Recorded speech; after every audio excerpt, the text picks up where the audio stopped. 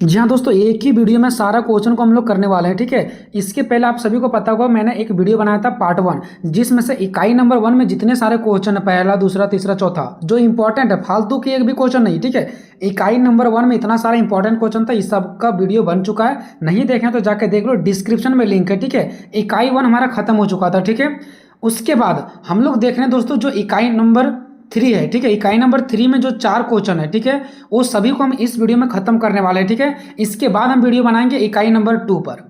और जो जितना हम आपको इंपॉर्टेंट क्वेश्चन बता रहे हैं, बस उतना ही पढ़ना है। आप सभी को पता है कि हिस्ट्री में आपको टोटल 4 इकाई पढ़ना है। बीबीएम की university semester 1 minor paper history में केवल 4 इकाई पढ़ना है आपको। इकाई नंबर 1 में आपको ये सारा इंपॉर्टेंट क्वेश्चन पढ़ना है, इकाई 2 में आपको ये सारा इंपॉर्टेंट क्वेश्चन पढ़ना है, और इकाई 3 में आपको ये सारा इंपॉर्टेंट क्वेश्चन पढ़ना है। ठीक है, और इकाई 4 में ये आपको पढ़ना है। तो हम इसके पहले एक वीडियो बना दिए, महासंग्राम वीडियो, जिसमें इकाई नंबर 1 का चारों क्वेश्चन जो वीवीआई है सारा खत्म कर दिए हैं। और आज हम बताने जा रहे हैं इकाई नंबर 3, इसके बाद बताएंगे इकाई नंबर 2 और इकाई नंबर 4। ठीक है, तो देखते हैं इकाई नंबर 3 में कौन कौन सा क्वेश्चन है। चंद्रगुप्त द्वितीय की उपलब्धियों का वर्णन करें, हर्षवर्धन की विजयों का वर्णन करें। या तो क्वेश्चन अगर यही चेंज करके दे देता है, हर्षवर्धन के शासन प्रबंधन की विवेचना करें, तो आंसर दूसरा नहीं लिखना है, वही लिखना है जो आप हर्षवर्धन की विजयों वाला लिखेंगे। ठीक है, इसी प्रकार से क्वेश्चन नंबर तीसरा, गुप्त काल में कला, स्थापत्य कला, चित्रकला और साहित्य के विकास का वर्णन करें। चाहे क्वेश्चन ये दे दे, चाहे गुप्त काल की सांस्कृतिक उपलब्धियों का वर्णन करें, ये दे दे,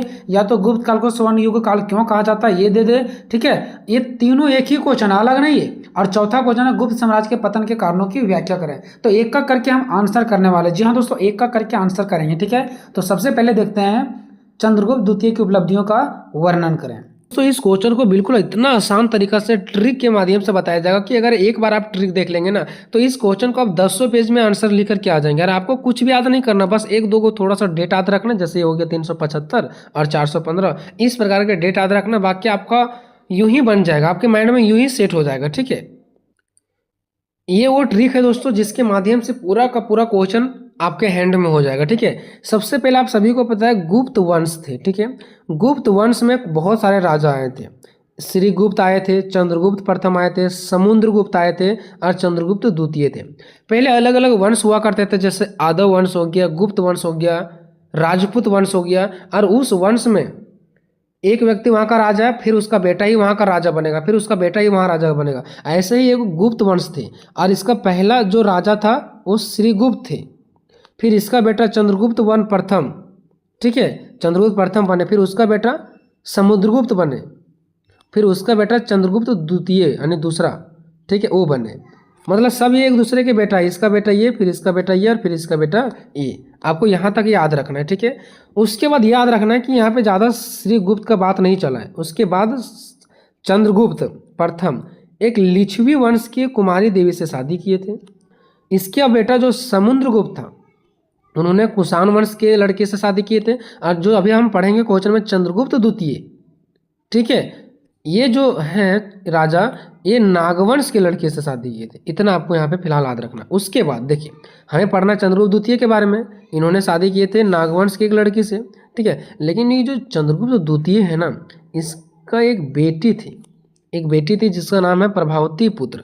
इसका जो पुत्री थी, उसका नाम क्या था, प्रभावती। और ये प्रभावती का जो विवाह है वो एक वाकाटक वंश के नरेश रुद्रसेन के साथ शादी करवा देते हैं। आखिर चंद्रगुप्त द्वितीय अपने बेटी का यानी कि अपनी पुत्री प्रभावती का शादी अपने ही वंश में क्यों नहीं करवाते हैं, गुप्त वंश में ही? ये दूसरा वंश में क्यों ले जाते हैं? यानी कि वाकाटक ना, जैसे गुप्त वंश है ना, वैसे ही एक वाकाटक भी वंश है। वहाँ का राजा कौन है? नरेश रुद्रसेन। तो इससे शादी क्यों करा दिया? ताकि वहाँ से चंद्रगुप्त द्वितीय को मदद मिल जाए। ठीक है, वहाँ से चंद्रगुप्त द्वितीय को क्या हो जाए, मदद मिल जाए, इसलिए वहाँ पर ये रिश्ता तय किए। ठीक है, ताकि फायदा हो। चलिए, अब ये पता चल गया कि श्रीगुप्त का बेटा कौन है, चंद्रगुप्त प्रथम, चंद्रगुप्त का बेटा समुद्रगुप्त, और समुद्रगुप्त का बेटा चंद्रगुप्त द्वितीय। इस प्रकार से हम बोल सकते हैं कि जो अभी के क्वेश्चन में हमको पढ़ना है चंद्रगुप्त द्वितीय, इसका पापा कौन है? तो इसका पापा है समुद्रगुप्त, ठीक है। और इसका दादाजी कौन है? तो चंद्रगुप्त प्रथम, यानी कि चंद्रगुप्त प्रथम के पोता का नाम है चंद्रगुप्त द्वितीय, ठीक है। और समुद्रगुप्त का बेटा का नाम है चंद्रगुप्त द्वितीय। ये बात आपको क्लियर हो गया यहाँ पे। चलिए, अगर उधर आपका सब कुछ समझ में आ गया तो यहाँ भी आपको समझने से कोई भी रोक नहीं सकता, 100% समझ में आएगा। चंद्रगुप्त द्वितीय की उपलब्धियों का वर्णन करना है। किसके बारे में बताना है? चंद्रगुप्त द्वितीय के बारे में। तो थोड़ा सा इसका परिचय पढ़ लेते हैं। चंद्रगुप्त द्वितीय गुप्त साम्राज्य बोलो चाहे गुप्त वंश बोलो, ठीक है, कि एक महान राजा थे। हम भी देखें बहुत सारे राजा थे, एक के बाद एक के बाद एक के बाद सारा आते गए। तो चंद्रगुप्त द्वितीय भी गुप्त साम्राज्य के महान राजा थे। चंद्रगुप्त द्वितीय समुद्रगुप्त के पुत्र थे। आपको मैंने भी बताया, जाके देख लीजिए फिर से। चंद्रगुप्त द्वितीय जो है जिसके बारे में हम लोग पढ़ रहे हैं वो समुद्रगुप्त के पुत्र थे और चंद्रगुप्त प्रथम के पोते थे, है ना। और उनका शासन काल जो शासन क्यों 375 से लेकर के 415 ईसा पूर्व तक रहा था, ईस्वी तक रहा था, ठीक है। 375 से 415 तक इन्होंने शासन किया, अर्थात कुल 40 वर्षों तक इन्होंने शासन किया वहाँ पे, ठीक है। उसके बाद देखिए उन्हें विक्रमादित्य की उपाधि से भी जाना जाता है। मतलब चंद्रगुप्त द्वितीय का दूसरा नाम क्या है? विक्रमादित्य, ठीक है, विक्रमादित्य इसके नाम से भी जाना जाता है। ये हो गया इसका परिचय। अब थोड़ा सा इसके बारे में कुछ जानते हैं पॉइंट दे करके। उनके शासन काल के दौरान कला का, वस्तु कला का और मूर्ति कला का, जैसे कला मतलब कुछ भी चीज़ बनाना, वस्तु बनाना, मूर्तियां बनाना, ये सब चीज़ों का विकास हुआ था। और प्राचीन भारत और पुराने भारत के संस्कृति का भी विकास हुआ था। सोचिए पुराना भारत का संस्कृति भी बहुत ज़्यादा आगे बढ़ गया था उस टाइम। उनके शासनकाल में गुप्त साम्राज्य का विस्तार हुआ। गुप्त साम्राज्य मतलब गुप्त वंश का विस्तार हुआ, बहुत बड़ा लेवल पर इसको विस्तार किया गया। उन्होंने कला का, संस्कृति का, धर्म का, गणित और खगोल विज्ञान को बढ़ावा दिया। इन्होंने कला को बढ़ावा दिया, संस्कृत को बढ़ावा दिया, धर्म, गणित और खगोल और विज्ञान को बढ़ावा दिया। चंद्रगुप्त द्वितीय ने चांदी के सिक्के भी जारी करने का काम किया। सोचिए चांदी का सिक्का।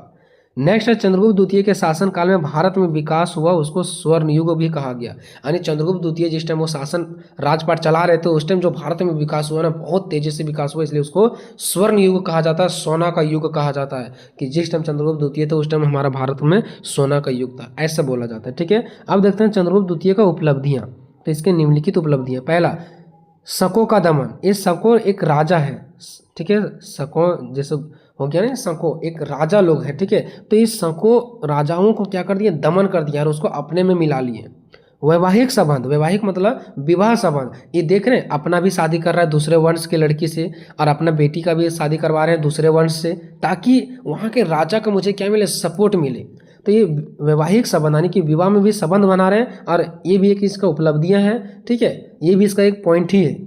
धर्म के क्षेत्र में उपलब्धि, ये धर्म के क्षेत्र में भी इसको एक उपलब्धि देखने को मिलता है। साहित्यों के क्षेत्र में, साहित्य मतलब हो गया इसके पास बड़े बड़े विद्वान लोग भी है इसके अंदर, बुद्धिजीवी लोग जिसके पास अधिक से अधिक ज्ञान है वो भी इसके अंडर में है। चंद्रगुप्त द्वितीय का शासनकाल और इसका एक शासनकाल भी है, मतलब शासन भी तो किया ना। चंद्रगुप्त द्वितीय के सिक्के, इन्होंने सिक्के भी छापे चांदी के। चंद्रगुप्त द्वितीय का विजय, इन्होंने विजय प्राप्त किया, अलग अलग जगहों में विजय प्राप्त किया।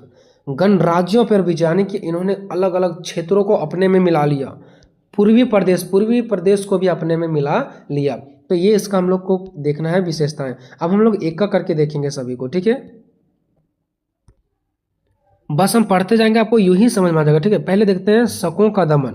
तो चंद्रगुप्त के काल यानी चंद्रगुप्त मतलब वही चंद्रगुप्त द्वितीय, ठीक है। चंद्रगुप्त के काल की सार्वजनिक महत्वपूर्ण घटना शकों की पराजित थे, ठीक है, पराजय थी। यानी शकों को इन्होंने हरा दिया, जो शकों के राजा थे ना उनको हरा दिए चंद्रगुप्त द्वितीय, पराजित कर दिए, हरा दिए चंद्रगुप्त सर्वप्रथम। तो चंद्रगुप्त द्वितीय ने ध्रुव देवी और साम्राज्य की रक्षा के लिए स्त्री वेश में जाकर राजा का वध किया। मतलब स्त्रियों का ध्रुव देवी और साम्राज्य की रक्षा के लिए स्त्री वेश में जाकर के, जरा सोचिए कि सबसे पहले क्या किए चंद्रगुप्त द्वितीय ने? ध्रुव देवी और साम्राज्य की रक्षा के लिए, ठीक है, ताकि ध्रुव देवियों का और साम्राज्य की रक्षा हो सके, इसके लिए स्त्री वेश में गए। मतलब चंद्रगुप्त द्वितीय स्त्री बन करके गए और राजा का वध किए, राजा को हराए, राजा को अपने वश में किए, जरा सोचिए। और इसके पश्चात जब वह सम्राट बना तो उसने भारत के अन्य भागों को भी जीत गया। देख लिए शको, ये जो शको का दमन है ना, शको का राजा, इनको कैसे हराए? तो स्त्री के वेश में जाकर के उसको वश किए, वध किए, अपने बस में किए, ठीक है। शकों के आक्रमण का भय समाप्त होने से अब देखिए उसको, जो शकों के राजा थे उसको तो चंद्रगुप्त द्वितीय अपने हैंड में कर लिए, अपने अंदर कर लिए। अब जो एक भय बना हुआ था कि शकों के जो राजा लोग हैं वो हमारे ऊपर हमला कर सकते हैं, क्योंकि ये लोग मजबूत लोग थे, वो शक अब डर जो भय था वो खत्म हो गया। तो शकों के आक्रमण का भय समाप्त होने से चंद्रगुप्त द्वितीय की शक्ति, प्रतिष्ठा और प्रतिभा, सेनापतित्व में जन विश्वास बढ़ा, यानी लोगों का विश्वास बढ़ा कि अब हमारे ऊपर जो शकों का आक्रमण होने वाला था उससे हम लोग बच गए। तो ये सारा खेल किसका था? चंद्रगुप्त द्वितीय का था। ठीक है, तो चंद्रगुप्त द्वितीय का शक्ति का लोग उजागर करने लगे, उसका प्रतिष्ठा करने लगे, प्रतिभा को बताने लगे, सेनापतित्व में जन विश्वास बढ़ा सभी लोगों का। किसके प्रति? चंद्रगुप्त द्वितीय के प्रति। यह लोकप्रियता विभिन्न राज्यों में इतनी अधिक थी कि अन्य राजाओं को विद्रोह करने से जनता की शक्ति का भय लगने लगा तथा वे शांत हो गए। मतलब देखिए, ये शको राजा को हरा दिए, इसके बाद लोगों इनका अंदर मतलब लोगों को इसके प्रति बहुत ज़्यादा विश्वास हो गया, लोकप्रियता हो गए। ठीक है, और सारे लोगों ने इसके क्या हो गए? प्रिय हो गए। उसके बाद जो अन्य राजा भी यहाँ पे हमला करने वाले थे ना, वो भी अब हमला करने से डरने लगे। क्यों? क्योंकि उन लोगों को लगने लगा कि यहाँ के जो लोग हैं ना वो चंद्रगुप्त द्वितीय को मतलब बहुत ज़्यादा प्यार कर रहे हैं, उसके बातों पर चल रहे हैं। तो अगर हम वहाँ पे हमला करेंगे तो हो सकता है सभी लोग मिल करके हमारे ऊपर हमला कर दें। इसलिए अब कोई दूसरे राजा भी यहाँ पे आने से क्या होने लगे? डरने लगे। ये चंद्रगुप्त द्वितीय यहाँ के लोगों के बीच इतना प्यार बढ़ गया था ना कि इसका बात दूसरे राज्यों में चल रहा था, और फिर दूसरे राज्यों के जो राजा लोग थे वो यहाँ पे हमला करने के लिए फिर दोबारा नहीं आए।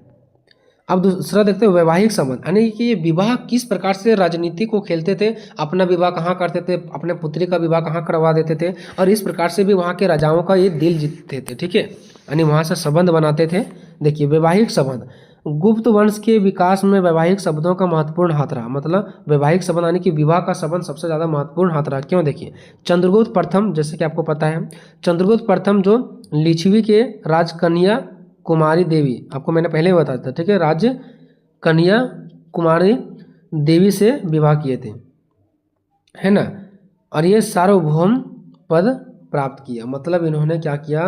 लिच्छवी के राजकन्या कुमारी देवी से इन्होंने शादी किया था। ये कौन है? चंद्रगुप्त प्रथम किए थे। सोचिए, चंद्रगुप्त प्रथम से ही ये विवाह करने का प्रथा यहाँ चल रहा है कि हर कोई अपने वंश में नहीं बल्कि दूसरे वंश में शादी करवा रहे हैं ताकि वहाँ का सपोर्ट मिल सके। उसके बाद देखिए, उसके बाद चंद्रगुप्त प्रथम के बाद आता है समुद्रगुप्त।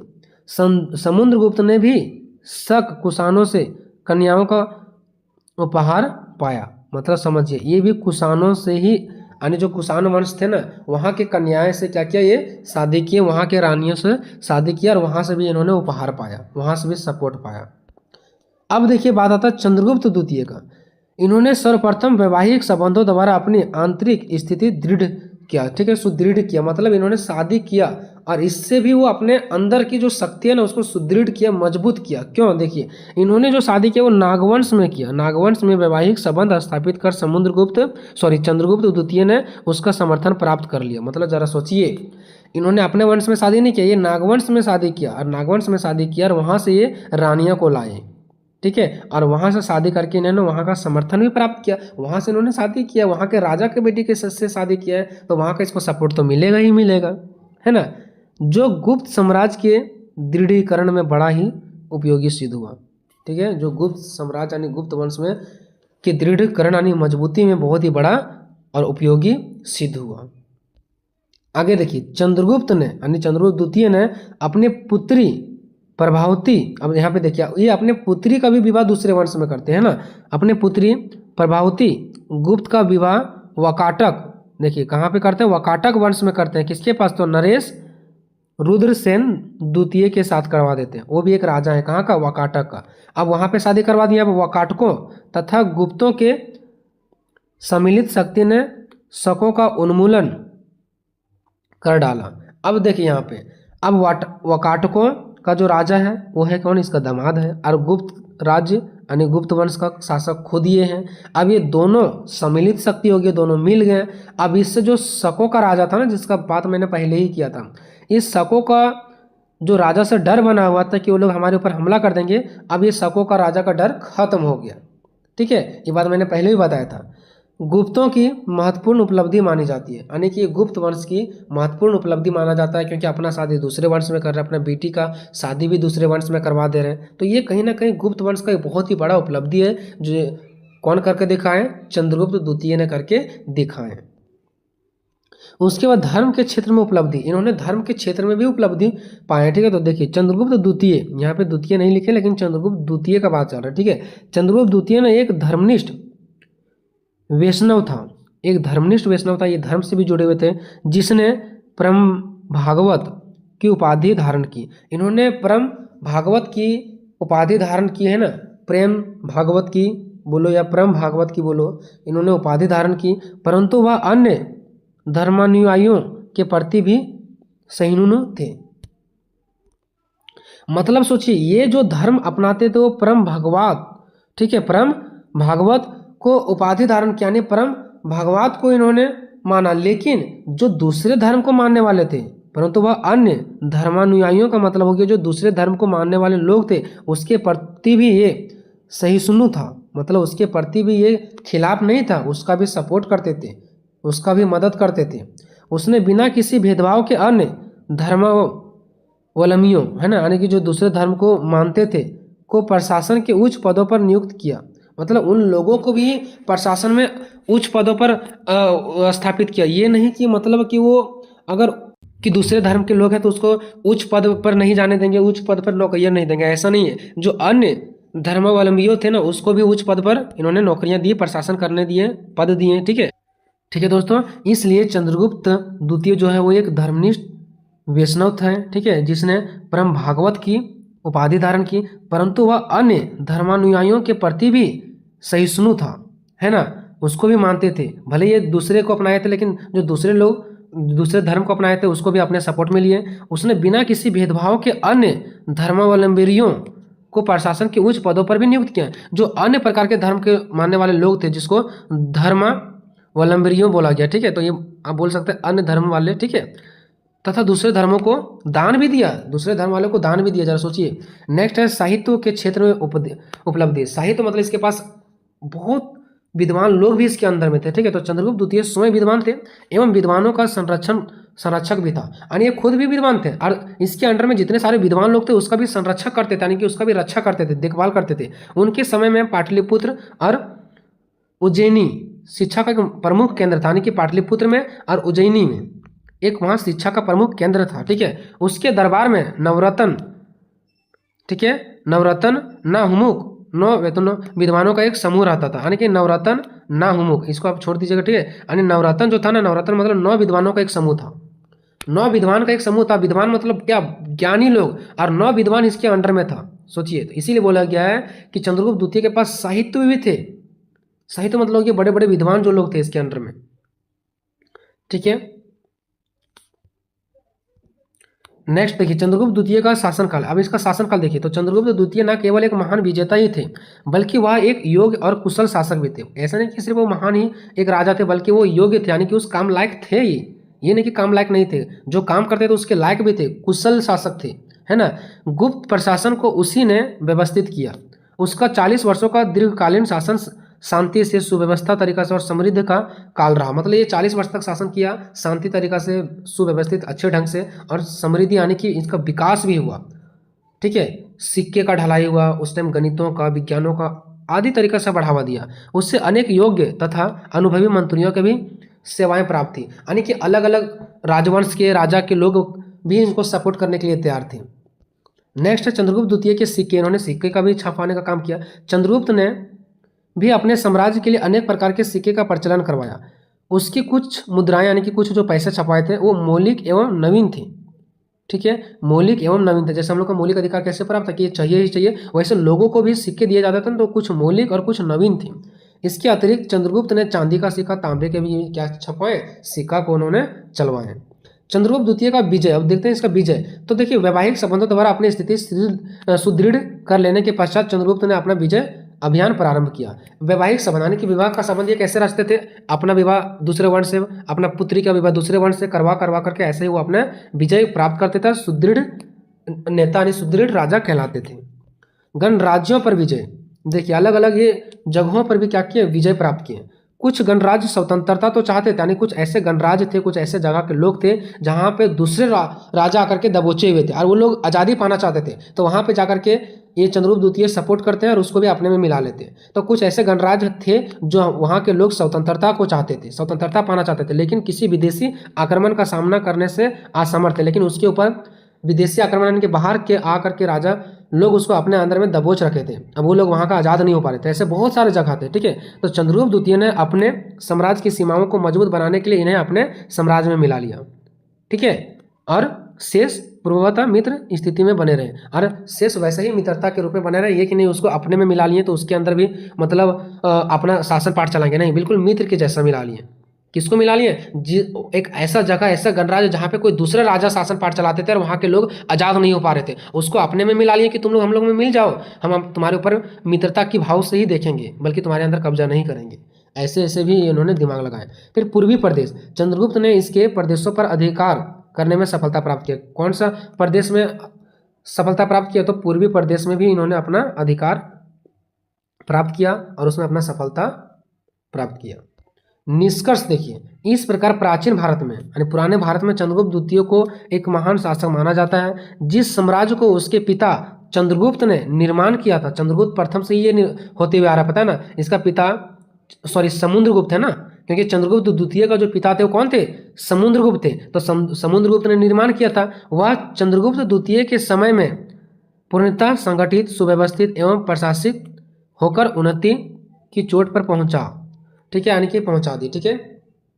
मतलब समुद्रगुप्त ही उस टाइम इसको उच्च चोटियों पर पहुंचा दिए थे। उसके बाद इसका राजपाट कौन संभाल लिए? चंद्रगुप्त द्वितीय संभाल लिए, ठीक है। और उसी टाइम, जिस टाइम इसके पिता जिंदे थे समुद्रगुप्त, उसी टाइम ये जो गुप्त साम्राज्य, गुप्त वंश है ना, ये ऊंचे चोटी पर जा पहुंच चुका था। लेकिन इसका बेटा जो चंद्रगुप्त द्वितीय था, इन्होंने भी अच्छे से संभाल लिया। अगर ये नहीं संभाले होते तो शायद ये गुप्त साम्राज्य इतना आगे नहीं बढ़े हुए होते।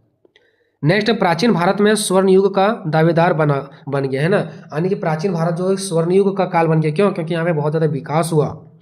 चंद्रगुप्त निश्चितः न केवल गुप्त वंश की आपूर्ति संपूर्ण भारतीय इतिहास के महानतम शासकों में से एक है। ऐसा नहीं कि चंद्रगुप्त द्वितीय सिर्फ केवल गुप्त वंश को ही आगे बढ़ाने का काम किया, बल्कि वो एक ऐसा राजा थे जो दूसरे शासकों से भी बहुत महत्वपूर्ण थे, बहुत ही ताकतवर और योग्य थे, और दूसरे राजाओं में से भी ये इतिहास में नंबर 1 पे आते थे, ठीक है दोस्तों। तो इस प्रकार से खत्म हो गया दोस्तों। आपको समझाने के लिए थोड़ा सा हमको इधर उधर जाना पड़ता है, तो इसको आपको माइंड नहीं करना है दोस्तों।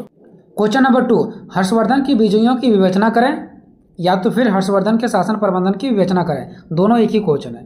बहुत ही आसान लैंग्वेज में बताएंगे। अगर आप एग्जाम देने के लिए जा रहे हैं तो आप मेरे वीडियो को बस सुन लें, देखने की भी ज़रूरत नहीं, बस आप लोगों को सुन लो, लिखने की भी ज़रूरत नहीं है, ठीक है। नहीं याद होगा तो मैं आप लोगों को फुल गारंटी लेता हूँ। बस आप लोगों को यहाँ पर 4 नाम याद रखना है। जैसे 4 लोगों का नाम कैसे याद रखते हैं, वैसा 4 नाम याद रखना, बाकी आपका सब कुछ बन जाएगा, ठीक है। आपको टेंशन लेने की ज़रूरत नहीं है। तो देखते हैं क्वेश्चन नंबर जो है हमारा, हर्षवर्धन की विजयों का वर्णन करें। तो सबसे पहले मैं बता देना चाहता हूँ कि हर्षवर्धन क्या है और इसका विजय क्या है। तो देखिए, आप सभी को जब पहला क्वेश्चन देखे होंगे तो आप लोगों को पता होगा गुप्त वंश। मैंने मोदी वगैरह का बहुत सारे एग्जांपल देकर बताया था। जैसे मान लीजिए कि भाई मोदी हमारा सरकार बना हुआ है, तो हम और मान लो कि 5 को और सरकार आएंगे तो मोदी होगा। तो देखिए, कहने मतलब ये हो कि अभी मोदी है तो ये मोदी वंश हो गया। अगर अभी हमारा शासक जो है, शासन चलाने वाला हमारा कौन है? मोदी है, तो मोदी वंश हो गया। हो सकता है कल सिंह वाले लोग आ जाएंगे तो बोलेंगे सिंह वंश हो गया। हो सकता है कल यादव जाति का आ जाएंगे तो बोलेंगे यादव वंश का हो गया। मतलब इस प्रकार से जो होते हैं ना, तो एक वंश अलग होता है, ठीक है। तो हर्षवर्धन जो थे ना, वो हर्ष वंश के थे। इसके पहले एक गुप्त नाम का व्यक्ति को आप लोगों को पता होगा, तो वो कौन सा वंश के थे? गुप्त वंश का। और ये जो हर्षवर्धन है ना, वो किस वंश के थे? तो ये हर्षवर्धन जो है वो वर्धन आने के जो ये वंश के थे, यानी हर्षवर्धन जो था ना, ये किसका, ये मतलब कौन सा वंश का था, ठीक है। तो ये हर्ष वंश का हुआ। आने की आप लोगों को ये समझना है कि जब गुप्त वंश का क्या हुआ, इंड हुआ, गुप्त वंश जब खत्म हुआ, उसके बाद आया हर्षवर्धन, हर्षवंश आया, ठीक है। तो उसी के बाद एक हर्षवर्धन एक व्यक्ति थे। हर्षवर्धन क्या थे? एक व्यक्ति थे। और इसके विजय मतलब इसका जीत जो हुआ ना, जीत उसके बारे में बताना है। तो चलिए सबसे पहले समझ लेते हैं कि हल्का सा हर्षवर्धन के बारे में, ठीक है। जब गुप्त वंश का पतन हुआ मतलब खत्म हुआ, तब हर्षवर्धन वंश का उदय होता है। देख लो कि जब गुप्त वंश का पतन हो गया, ये खत्म हो गया, उस टाइम हर्षवर्धन वंश का उदय होता है। उसमें एक शासक प्रभाकर वर्धन था। देखिए एक शासक का नाम है प्रभाकर वर्धन। अगर ये आपको नहीं समझ में आ रहा तो यहाँ वाला डायग्राम से समझ में आ जाएगा, ठीक है। एक शासक प्रभाकर वर्धन था जिसका 2 बेटे का नाम था, एक राजवर्धन और छोटा बेटा का नाम क्या था, हर्षवर्धन था। उसके पुत्री का नाम राजश्री था। अब यहाँ से आप लोगों को नहीं समझ आएगा, यहाँ से आपको समझ में आएगा, ठीक है। देखिए सबसे पहले आपको ये समझना है कि जब गुप्त वंश का खत्म हुआ उसके बाद कौन सा आया, हर्ष वंश का उदय हुआ, यानी कि वर्धन वंश का उदय हुआ। किसका हुआ, हर्षवर्धन बोले या तो वर्धन वंश का उदय हुआ, बात एक ही हुआ, ठीक है। तो देखिए हमें फर्स्ट में लिखा हुआ कि जब गुप्त वंश, यानी बगल में लिखा हुआ पतन मतलब जब खत्म हुआ तब कौन आया, वर्धन वंश मतलब हर्षवर्धन वंश का क्या हो गया, उदय हो गया। और जब हर्षवर्धन वंश का उदय हुआ, जब आया तो उसका एक जो शासक था ना देश चलाने वाला, ठीक है, उसका जो पहला व्यक्ति था वो कौन था, प्रभाकर वर्धन। पहला व्यक्ति कौन थे, प्रभाकर वर्धन। तो हम कह सकते हैं कि जो हर्षवर्धन का उदय हुआ उसमें पहला व्यक्ति कौन था, पहला राजा कौन था, प्रभाकर वर्धन, ठीक है। ये हमारा शासक था। इसका 3 बेटे हुए, 3 बेटे हुए, जिसमें से 2 बेटे थे, 1 बेटी थी, यानी 2 बेटा और 1 बेटी। बड़ा वाला बेटा का नाम राजवर्धन था, छोटा वाला बेटा का नाम हर्षवर्धन था, और उसका एक बेटी थी जिसका नाम राजश्री था, ठीक है, और वो एक बेटी थी उसका, ठीक है। तो आप लोग को यहाँ पे समझ जाना है कि जो हर्षवर्धन का उदय हो रहा है ना वो कहाँ से हो रहा है, प्रभाकर वर्धन से। हर्षवर्धन का पिता कौन था, प्रभाकर वर्धन था। राजवर्धन का पिता कौन है, प्रभाकर वर्धन। राजश्री का पिता कौन है, प्रभाकर वर्धन। तो ये भी एक व्यक्ति थे जिसका 3 बेटे, 2 बेटे और 1 लड़की, यानी कि 3 थे टोटल, ठीक है। उसके 2 लड़का और 1 लड़की थी। तो आपको ये डायग्राम अगर आप कर लोगे ना तो यही डायग्राम से मैंने यहाँ पे लिखा है, ठीक है। यही डायग्राम से यहाँ पे मैंने लिखा है कि गुप्त, देखिए यहाँ से आप लोग नहीं लिख सकते हो कहा कि गुप्त वंश का पतन हुआ और वर्धन वंश का उदय हुआ। फिर उसमें से एक सबसे शक्तिशाली, सबसे पहला राजा कौन था, प्रभाकर वर्धन। इसका 2 बेटे, राजवर्धन बड़ा बेटा, हर्षवर्धन छोटा बेटा और 1 राजश्री बेटी इसका हुआ, ठीक है। इतना लिख लोगे आपको, तो ये डायग्राम आपको याद रखना है, बाकी आप लोग यहाँ से देख करके लिख लोगे, ठीक है ना। चलिए, और अगर पूरा नाम याद नहीं भी रहता तो डायरेक्टली आप लोग लिखो मैन राजा का नाम। मैन राजा का नाम कौन है, प्रभाकर वर्धन, और उसका लिख देना छोटा बेटा का नाम हर्षवर्धन था। यही दोनों का जिक्र यहाँ पे चलेगा, बाकी किसी का नहीं चलेगा, ठीक है। प्रभाकर वर्धन ये मैन था, मैन शासक था, उसका बेटा कौन था, हर्षवर्धन था, जो छोटा लड़का था, ठीक है ना। अब उसके बाद यहाँ पे देखिए सबसे पहला शासक इसके पिता थे। सबसे पहला शासक कौन था, इसके पिता थे कौन, यानी कि प्रभाकर वर्धन। लेकिन इसके मृत्यु के बाद वहाँ का शासक राज्यवर्धन यानी बड़ा बेटा बन गया। देखिए बड़ा बेटा का नाम क्या था, तो राजवर्धन था। अब देखिए जब प्रभाकर वर्धन का मृत्यु होगा तो छोटा बेटा तो बनेगा नहीं, बड़ा ही बेटा बनेगा ना। तो वहाँ का जो शासक हो गया वो राजवर्धन, यानी बड़ा बेटा का नाम क्या था, राजवर्धन, यानी कि बड़ा बेटा बन गया। किंतु इसे भी आगे चल करके मार दिया गया। उसके बाद कौन बनेगा, उसका बहुत ही कम उम्र में था उसका छोटा बेटा, तो उसने ही, हर्षवर्धन ने ही शासन व्यवस्था को संभालने का काम किया। मजबूरी था उसका चलाने का। जब पापा डेट कर गए, उसका बड़ा भाई डेट कर गया, तो उसका बहन को तो नहीं दिया जाएगा ना। तो वही छोटा बेटा ही हर्षवर्धन ने ही शासन व्यवस्था को चलाना शुरू कर दिया। अब इसका रंग देखोगे आगे तब ना।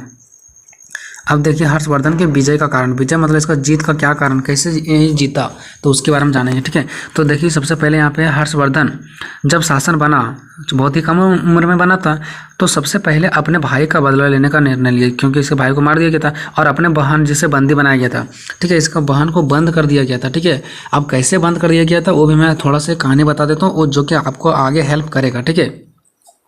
देखिए इसके बहन को बंदी इसलिए कर दिया गया था क्योंकि इसका बहन का जहाँ पे शादी हुआ था ना, वहाँ का भी राजा था, वो भी कहीं अपना देश चला रहा था।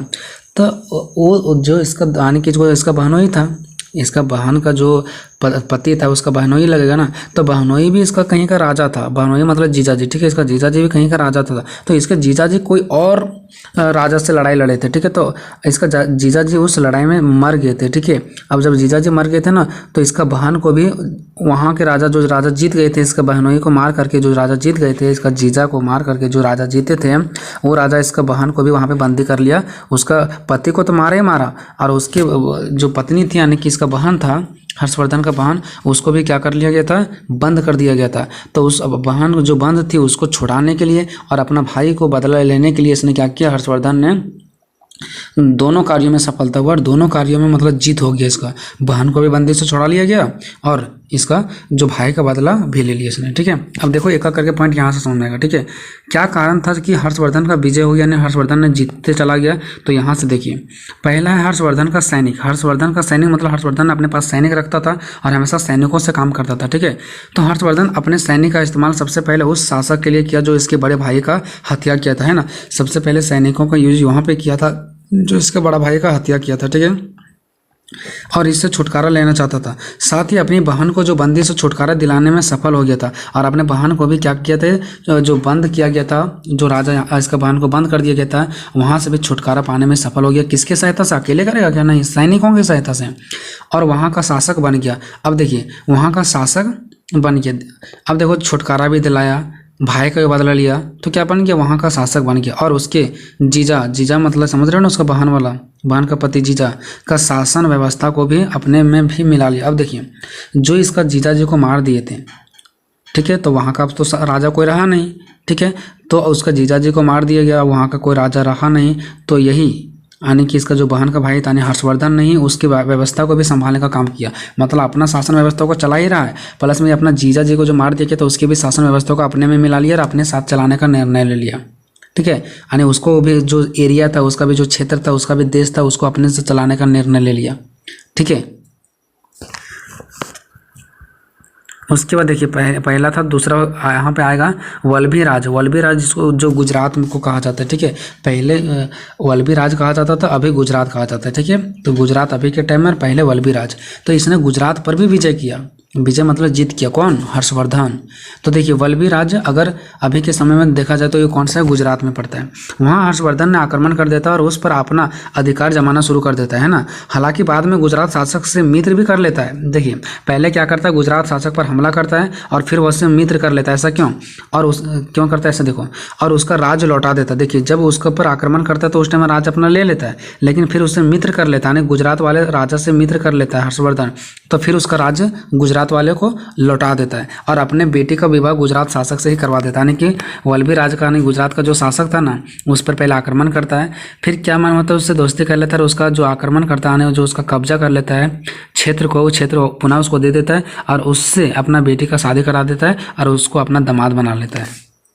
सोच लो कैसा कैसा प्रक्रिया चलता है, ठीक है। उसके बाद देखिए, और अपने दामाद की सहायता से हर्षवर्धन और इलाकों पर कब्जा करने में सफल हो जाता है। देखिए अपना दामाद बना लिया, अब उसके सहायता से, अपने दामाद की सहायता से, उसके दामाद के सूझबूझ से उससे ज्ञान लेकर के इसने और भी एरिया पर कब्जा करना स्टार्ट कर दिया। इसने सोचा होगा कि देखिए इससे हमको दोस्ती करना बहुत अच्छा होगा, तो उससे दोस्ती कर लिया और उसके सहायता से और भी इलाकों पर कब्जा करना स्टार्ट कर दिया। तीसरा चलते हैं पुलकेशिन पर आक्रमण। पहला आप लोगों ने देखा कि सैनिक को बढ़ा दिया, दूसरा आप लोगों ने देखा कि गुजरात पर हमला किया लेकिन बाद में दोस्ती भी कर लिया, दामाद भी बना लिया वहाँ के शासक को। तीसरा देखो एक और ऐसा राजा था, एक और शासक ऐसा था जो पुलकेशिन नाम था इसका, इस पर भी आक्रमण कर देता है। एक अलग राजा, अलग राज देश का राजा है, ठीक है। तो तीसरा है पुलकेशिन पर आक्रमण। देखिए पुलकेशिन एक राजा है, ठीक है, इस पर भी आक्रमण कर देता है। तो हर्षवर्धन का जब विजय होता है, विजय होता जा रहा था, मतलब सब जगह से जीतते आ रहे थे, तब वह रुकने का नाम नहीं ले रहे थे और वह अपने विस्तार करने के लिए, यानी कि बड़ा लंबा चौड़ा एरिया फैलाने के लिए पुलकेशिन, है ना, पुलकेशिन शासक के राज्य पर आक्रमण कर देता है, यानी कि हमला कर देता है। लेकिन यह इस आक्रमण में असफल हो जाता है, लेकिन पुलकेशिन से जीत नहीं पाता है, ठीक है। पुलकेशिन से जीत नहीं पाता है, इससे यह क्या हो जाता है? असफल हो जाता है। फिर हर्षवर्धन हार नहीं मानता है और हार ना माना और अपने साथ में 5 राज्य का सैनिक लाए। देख लो ये अब इसके पास तो एक राज्य था और 4 राज्य के और जाके वहाँ पे जाकर के मिला और कहा कि मुझे सैनिकों की जरूरत है और टोटल 5 राज्यों का सैनिक लाया। सोच लो, फिर भी उस पर हमला कर दिया। किस पर? वही पुलकेशिन राज्यों पर जिससे हारा था, लेकिन फिर भी उनका हार ही हुआ। इस तरह हर्षवर्धन को निराशा होकर वापस लौटना पड़ा, मतलब जीत नहीं पाया। सोचो, ठीक है। तो पहला आप लोगों ने क्या देखा? सैनिक बढ़ा दिया। बस आपको लाइन याद रखना, हेडिंग वाला, नीचे आप लोग एक्सप्लेन खुद से कर लोगे। दूसरा गुजरात पर हमला किया, ठीक है, तो यहाँ वाला बारे में आता जाएगा आपको मैटर, तो आपको पॉइंट याद रखना है। तीसरा पुलकेशिन पर आक्रमण किया, 2 बार किया लेकिन नहीं जीत पाया, ठीक है। देखिए अब वो आपस लौट गया, ठीक है, क्योंकि वहाँ से जीत नहीं पाया था। अब देखिए यहाँ पे भास्कर वर्मा से दोस्ती। अब क्या होता है, कभी ये किसी से दोस्ती कर रहा है, कभी किसी से ये लड़ाई कर रहा है। देखो अब एक भास्कर वर्मा भी एक किसी देश का यानी किसी राज्य का क्या है, शासन व्यवस्था का राजा है, ये भी भास्कर वर्मा ही क्या है, राजा वहाँ का, तो इससे भी दोस्ती करेगा। देखो कैसे सुन, जब हर्षवर्धन का हार हुआ ना, उसके बाद वह भास्कर शासक से अपना दोस्ती किया। अब क्यों किया पता है? क्योंकि भास्कर वर्मा जो थे ना, वो बहुत ही शक्तिशाली राजा थे, तो उसने सोचा इससे दोस्ती कर लेंगे और जिससे मैंने हारा है उसको पहले हराऊंगा, ठीक है ना। तो दोस्ती की और फिर से हमला कर दिया, फिर उस पर हमला कर दिया, ठीक है ना। किससे? जिससे हारे हुए थे पुलकेशिन से, तो उस पर फिर से हमला कर देते हैं, ठीक है। दोस्ती किया और फिर से हमला कर दिया, और अबर इसका हार नहीं जीत हुआ, और इसके बाद इसने और राज्यों पर अपना आक्रमण कर लिया, क्या कर लिया? कब्जा कर लिया। मतलब जब ये भास्कर वर्मा से दोस्ती किया और भास्कर वर्मा इसको साथ दिया ना, तब ये वहाँ से जीत गया, और वहाँ से जीतने के बाद से वही नहीं, और भी राज्यों पर आक्रमण करना स्टार्ट कर दिया, और भी राज्यों को अपने में कब्जा में करना स्टार्ट कर दिया, ठीक है। अब देखिए 5वां, उत्तर भारत पर कब्जा। उसके बाद इसने पूरा उत्तर भारत पर कब्जा करना स्टार्ट कर दिया। हर्षवर्धन ने पूरे उत्तर भारत पर लगभग कब्जा कर लिया था, ठीक है ना। क्यों? क्योंकि इसके पहले वहाँ जो इसके पहले वाला जो वंश था ना, यानी गुप्त वंश था।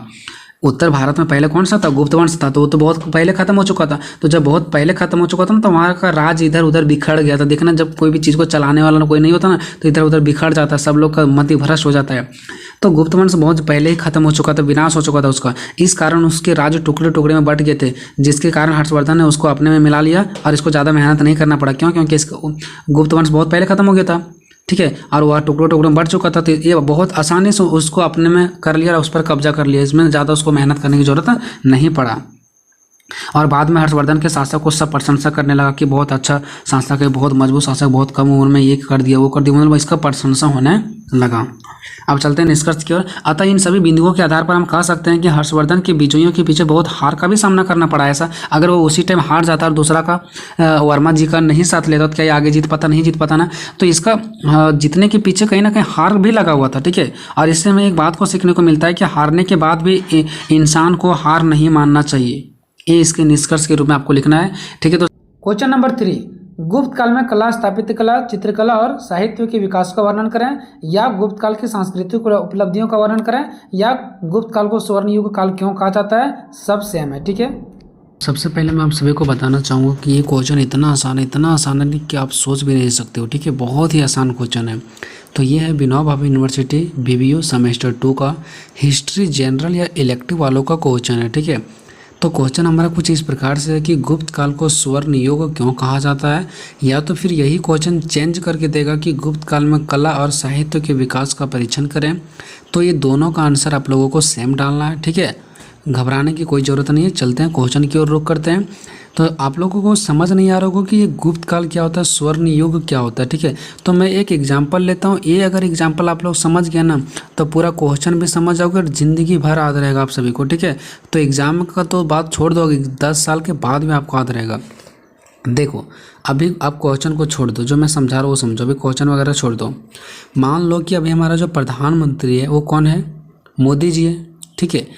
नरेंद्र मोदी, नरेंद्र नहीं बोलेंगे, सिर्फ हम बोल रहे हैं मोदी, ठीक है। तो भारत का जो प्रधानमंत्री वो कौन है? मोदी है। मान लो कि जब मोदी नहीं आया था तो हमारे देश में बहुत ज़्यादा गरीबी था, और जब मोदी आ गया तो हमारे देश में बहुत ज़्यादा विकास हुआ। हमारे देश में डिजिटल ज़माना आया, नेट का ज़माना आया, मतलब बहुत सारे विकास हुआ। अब मान लो कि ये मोदी के बाद फिर से मोदी ही प्रधानमंत्री बनते हैं। मान लो ये मोदी ख़त्म हुए हैं, उसके बाद फिर से जो हमारे प्रधानमंत्री बनेंगे वो मोदी ही बनेंगे, और वो भी बहुत ज़्यादा विकास करेंगे हमारे देश में, बहुत ज़्यादा विकास। जो गरीबी है, जो खेती बाड़ी नहीं होता है, वो खेती बाड़ी होने लगेगा, बहुत ज़्यादा विकास होगा, लोगों को रोज़गार मिलेगा, तो विकास करेंगे। फिर से मान लो कि वो मोदी ख़त्म होगा और फिर से मान लो मोदी ही आया, फिर से प्रधानमंत्री बना, और वो भी बहुत ज़्यादा विकास किया, जो कमी था वो भी विकास किया। फिर इसी टाइप से एक और मोदी आए हैं, प्रधानमंत्री बने। एक मोदी जा रहे हैं, फिर एक मोदी प्रधानमंत्री बन रहे हैं, एक मोदी जा रहे हैं, फिर प्रधानमंत्री बन रहे हैं। इस प्रकार से प्रधानमंत्री बनते जा रहे हैं, लेकिन कौन? दूसरा कोई नहीं, सिर्फ मोदी मोदी मोदी। एक मोदी गया, फिर दूसरा मोदी ही आया, दूसरा मोदी गया, फिर तीसरा मोदी ही आया, और इस प्रकार से कम 3 से 4 मोदी हमारे प्रधानमंत्री बने, और हमारे देश में बहुत ज़्यादा विकास किए, बहुत ज़्यादा विकास किए। तो उस टाइम को पूरा दुनिया याद करेगी, और हमारे बच्चे जो आएंगे वो भी याद करेंगे कि हाँ, एक ऐसा ज़माना था जो मोदी युग था। यानी जो 3-4 बार हमारा जो चेंजिंग हुआ, मोदी और वो सभी विकास किया, वो कौन सा युग हो गया? प्रधानमंत्री जो हमारा बना वो कौन सा युग हो गया? मोदी का युग हो गया। तो हम लोग, हमारे बच्चे क्या कहेंगे कि जो मोदी युग था एक टाइम, जिस टाइम हमारे देश में बहुत ज़्यादा विकास हुआ था, हो सकता है हमारे बच्चे आने वाले टाइम में विकास ना हो, तो उसके बारे में तो पढ़ेंगे ना। जो चीज़ हमेशा नया होता है तो उसके बारे में पढ़ा जाता है। तो हमारे बच्चे हो सकते हैं पढ़ेंगे कि मोदी युग में हमारे देश में एक बार बहुत ज़्यादा विकास हुआ था, इसलिए हमारा भारत देश को स्वर्ण युग कहा जाता है। स्वर्ण युग मतलब क्या? सोना का युग। तो जब हमारे देश में बहुत ज़्यादा मोदी लोग क्या करेंगे? विकास करेंगे, तो हम कहेंगे मोदी युग में बहुत ज़्यादा विकास हुआ था। फिर मान लो कि बन जाएगा आदव जाति का, तो फिर दूसरे जाति का, सिंह जाति का, मान लो 4 बार प्रधानमंत्री बनेगा, उसमें विकास नहीं हुआ, तो हम क्या कहेंगे? सिंह युग में विकास नहीं हुआ, यानी स्वर्ण युग हमारा देश नहीं बन पाया। लेकिन मोदी युग में हमारा देश कैसा बन गया? स्वर्ण युग बन गया। स्वर्ण युग मतलब सोना का युग, स्वर्ण जैसा बन गया था हमारा देश। क्यों? क्योंकि उसमें बहुत ज़्यादा विकास हुआ था। ठीक है, तो वही यहाँ पे बताना है कि गुप्त काल, गुप्त मतलब हो गया जैसे हम बोलते थे ना मोदी, वैसे गुप्त भी एक लोग के ये मतलब जाति के टाइप्स में थे। जैसे मोदी अलग आता है, आदव अलग आता है, सिंह अलग आता है, राणा अलग आता है ना, वैसे ही तो गुप्त वाले भी कुछ लोग थे। तो गुप्त काल को ना स्वर्ण युग कहा जाता है, क्योंकि गुप्त में जितने सारे लोग आए थे ना, देखो एक गुप्त आया, फिर दूसरे गुप्त, एक जैसे अभी हम बोले थे ना कि एक मोदी आया, फिर दूसरे मोदी भी आया, वो भी विकास किया, फिर अगला मोदी आया, वो भी विकास किया। वैसे ही चंद्रगुप्त मौर्य, ठीक है, श्रीगुप्त मौर्य, ठीक है, ये सब जितने भी सारे थे ना, तो जिसके लास्ट में गुप्त ये पड़ता था, जिसके जैसे चंद्रगुप्त हो गया, समुद्रगुप्त हो गया, सकंदगुप्त हो गया, तो ये सब के लास्ट में क्या आ रहा है? गुप्त आ रहा है। तो ये सब जितने भी सारे राजा थे ना, चाहे वो चंद्रगुप्त का बात करो, चाहे समुद्रगुप्त का बात करो, चाहे तो संकदगुप्त का बात करो, ये सब जितने भी सारे गुप्त लोग थे ना, ये सभी जितने सारे हमारे देश में आए ना, और जितने बार शासक बने आने के देश को चलाए ना, इस सब का सब हमारे देश में बहुत ज़्यादा विकास किया, सब मिल के। इसलिए इन लोगों को बोला जाता है कि जो गुप्त लोग थे ना, गुप्त काल वाले, वो हमारे देश को स्वर्ण युग बना दिए। ठीक है, तो उसी के बारे में हमको बताना है कि जो गुप्त लोग थे ना, तो इस गुप्त काल को स्वर्ण युग क्यों कहा जाता है? जब तक गुप्त लोग हमारे देश में शासन किया, गुप्त लोग जब तक शासन किया, तब तक स्वर्ण युग क्यों कहा जाता है, उसके बारे में हमें एक्सप्लेन करना है। ठीक है, तो देखिए एक करके चलते हैं। तो पहले ये देखते हैं कि भारत में जो गुप्त लोग थे ना, गुप्त लोगों कितना साल तक शासन किया, कब से कब तक किया, उसका शासन काल क्या था। तो देखिए भारतीय इतिहास में 240 ईस्वी से लेकर के 550 तक का काल जो होता है ना, गुप्त काल कहा जाता है। यानी कि इसमें सिर्फ 240 से लेकर के 550 तक सिर्फ और सिर्फ जो शासन किया ना, वो गुप्त लोग ही शासन किए थे। इसके अलावा कोई दूसरा नहीं शासन किया था, कोई दूसरा जाति का नहीं, सिर्फ गुप्त लोग ही क्या किए थे? शासन किए थे, इसके अलावा कोई और नहीं। इसलिए इसे गुप्त काल के नाम से जाना जाता है। देखिए गुप्त वंश का संस्थापक कौन था? गुप्त वंश मतलब क्या हो गया कि जितने भी सारे गुप्त आए थे, उसका मेन जो संस्थापक था वो कौन था? श्रीगुप्त था। मेन जो कौन था? वो श्रीगुप्त था। और उसके बाद कौन कौन आए? तो उसके बाद आए जो आने वाले शासक थे, जिसका नाम था श्रीगुप्त, पहले आए थे। ठीक है, एक करके, जैसे अभी आया नरेंद्र मोदी, फिर बाद में कोई दूसरा मोदी आएगा, फिर मोदी आएगा, फिर दूसरा मोदी आएगा, ऐसे करके। तो पहले श्रीगुप्त थे, उसके बाद चंद्रगुप्त आए, फिर समुद्रगुप्त आए, फिर चंद्रगुप्त दूसरा आए। एक बार देखिए फर्स्ट में आ चुके हैं चंद्रगुप्त, फिर एक बार समुद्रगुप्त, फिर एक बार चंद्रगुप्त, दूसरा कोई आया है जिसका नाम फिर होगा चंद्रगुप्त, तो इसका दूसरा नाम रख दिया गया, फिर संकदगुप्त। मतलब ये सब राजा एक का करके आते गए और हमारे देश में बहुत ज़्यादा विकास किए, हमारे देश का बहुत ज़्यादा उन्नति किए हैं, हमारे देश को नीचे जो गिरा हुआ हमारा देश था ना भारत, उसको ऊपर उठाने का काम किया। इसलिए कहा जाता है कि जितने सारे गुप्त लोग हैं ना, जिसका लास्ट में गुप्त लगा है, ये सभी गुप्त लोग के जो जाति के लोग थे ना, हमारे देश को बहुत ज़्यादा आगे बढ़ाया। इसलिए इस काल को, यानी गुप्त वाले लोगों के काल को, जिस टाइम तक गुप्त ने हमारे देश में शासन किया, उस टाइम को स्वर्ण युग कहा जाता है हमारे देश को, यानी बहुत ही अच्छा स्वर्ण से भरा हुआ हमारा देश कहा जाता है। ठीक है, तो ये सभी देखिए अब नीचे आइए, ये सभी शासकों ने बहुत ही अच्छे ढंग से शासन किया है ना। शासन मतलब क्या होता है? वहाँ पे राज किया, देश को चलाया, चलाने वालों को ही शासन बोलते हैं। अभी हमारे देश में शासन कौन कर रहा है? प्रधानमंत्री कर रहा है। तो बहुत ही अच्छे से शासन किया। और राज का मतलब पॉलिटिकल सेंस में होता है देश, इस बात को आपको ध्यान रखना है। राज का मतलब पॉलिटिकल सेंस में क्या होता है? देश होता है। तथा राज यानी कि देश का विकास और विस्तार किया। विस्तार मतलब बहुत ज़्यादा विकास किया, आगे बढ़ाया। ठीक है, जो नीचे गिर गया तो उसको आगे बढ़ाया। ठीक है, तो देखिए गुप्त काल, जहाँ पे भी गुप्त काल बोलेंगे वही समझ आना, जैसे मोदी युग बोलते हैं वैसे ही गुप्त काल यानी गुप्त वाले लोगों। तो गुप्त काल भारतीय इतिहास का ऐसा कला था जिस काल में ऐसा काल था जिस काल में चित्रकला, आर्थिक स्थिति, सामाजिक स्थिति, धार्मिक स्थिति तथा राजनीतिक स्थिति सभी उन्नत दशा में थे। मतलब देखिए, जब तक गुप्त काल के लोग रहा ना, तब तक भारत इतिहास में बहुत ज़्यादा विकास किया। कैसे विकास किया, किस किस में, तो चित्रकला मतलब जब तक इन लोग रहा ना, तब तक वहाँ के लोग बहुत ज़्यादा चित्र छापते थे। अब देखिए, चित्र छाप रहे तो निश्चित से बात है विकास होगा।